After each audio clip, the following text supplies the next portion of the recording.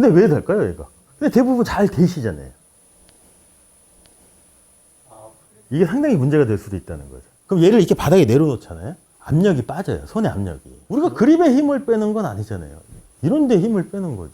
얘를 바닥에 내려놓는 순간 힘을 빼고 얘를 들 때 벌써 힘이 들어갔기 때문에 그 힘을 뺀다는 건 사실상 정말로 어려운 거거든요. 그래서 배너간 그립 이렇게 잡잖아요. 그럼 어디 있냐면 여기서 받쳐줘야 돼요. 그러면 얘를 잡고 이렇게 하면 자연스럽게 이 샤프트랑 팔뚝하고 같은 면에 있겠죠. 그다음에 요 앵글도 어느 정도 이제 설정이 되죠. 얘가 정말 중요해요. 또 한 가지 우리가 한번 알아볼게요. 이 상태로 이렇게 잘 잡았잖아요. 그러면 제가 이 구조를 어느 정도 요 각도가 유지가 된 상태에서 얘를 바닥으로 내리면 클럽 헤드가 바닥에 지면에 닿을까요? 닿을 수 있을까요? 당연히 닿을 수 있죠. 어떻게? 이렇게 숙여야 네. 이렇게 숙여서? 안 닿는데요? 근데 왜 될까요, 얘가? 근데 대부분 잘 되시잖아요. 이게 상당히 문제가 될 수도 있다는 거죠.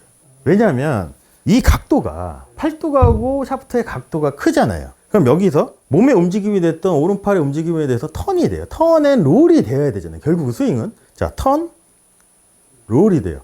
그럼 이 이동 거리가 상당히 많아지거든요. 그럼 이게 결국은 파워하고 연관될 수 있어요. 근데 만약에 이 각도가 없어요. 이러면 이 양이 상당히 적어요. 그럼 파워가 약해질 수도 있거든요. 왜냐면 턴 됐다가 롤 되는 양이 많기 때문에. 근데 이것도 써요, 우리가. 언제 쓸까요? 이렇게 잡는 그립을. 퍼트할 때는 이렇게 또 쓰잖아요. 그럼 상당히 유리한 거죠. 왜냐하면 덜 도니까. 그럼 클럽 페이스 제어하는데 상당히 유리하죠.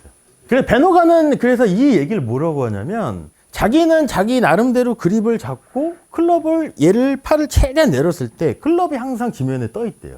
그럼 여기서 이 클럽 헤드가 지면에 닿는 거는 그 바에 있는 이렇게 높은 의자 있잖아요. 거기에 걸터 앉듯이 하체가 이렇게 내려가는 움직임에 의해서 얘도 같이 내려간다고 하더라고요. 그래서 얘는 항상 떠 있어야 된다고 얘기를 하거든요. 근데 이거를 또 뭐랑 붙여서 생각을 하셔야 되냐면 왼팔은 그네잖아요. 그네가 어떻게 돼 있나요? 지면에 떠 있나요? 붙어 있나요? 떠 있어야 돼요. 얘가 지면에 닿는 순간 얘는 그네가 아닌 거잖아요. 그럼 얘를 지면에 닿는 순간 어떤 문제점이 생기냐면 얘를 움직일 거예요. 그럼 얘를 이렇게 바닥에 내려놓잖아요. 압력이 빠져요. 손의 압력이. 그럼 여기서 얘를 들 때 벌써부터 얘는 그네가 아닌 거예요. 그러니까 어느 정도 내가 그립에는 압력이 들어가도 우리가 그립에 힘을 빼는 건 아니잖아요. 이런 데 힘을 빼는 거지. 그래야지 내가 얘가 스무스하게 얘가 그네처럼 움직여주지. 얘를 바닥에 내려놓는 순간 힘을 빼고 얘를 들 때 벌써 힘이 들어갔기 때문에 그 힘을 뺀다는 건 사실상 정말로 어려운 거거든요.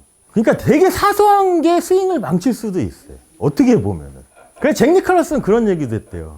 자기는 지금까지 평생을 골프를 치면서 모든 샷을 페어웨이 벙커샷처럼 생각하고 쳤다고 하더라고요. 그 얘기는 뭘까요, 그럼? 안 됐다는 얘기인 거예요. 바닥이 안 됐다는 얘기인 거거든요. 닿는 순간 그때부터 그네가 아니에요. 닿는 순간 얘를 뺀다고, 힘을. 얘를 이렇게 내려놓는 순간 여기를 빼요. 근데 비슷한 얘기를 골핑 머신에서도 해요. 클럽의 디자인은 클럽 헤드가 바닥에 닿지 않게 설계가 됐다고 얘기를 하거든요.